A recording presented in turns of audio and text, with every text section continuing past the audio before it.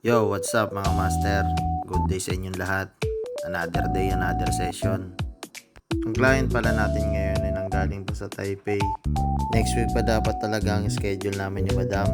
Pero nakiusap si Madam sa akin na kung pwede ngayon na lang daw yung schedule niya. Kasi once a month lang daw yung day off niya. Trabaho pala ni Madam ay caretaker. So ngayon napag-decide kami ni Madam na ngayon na lang talaga yung schedule namin. So dito sinimulan na nga namin ni Madam ang unang design na pinagawa niya. Ang design pala ni Madam ay rose. Then nagpa-add na rin si Madam ng dalawang minimalist design para daw isahan na lang. So ayun, tapos na kami ni Madam. Ito at nilinisan ko na yung tattoo niya. At ito nga pala yung naging final result ng ating unang design na ginawa natin kay Madam.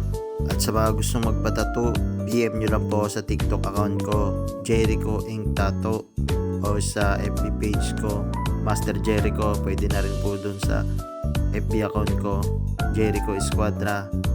So muli mga master, kita-kits ulit sa susunod na session. Maraming salamat.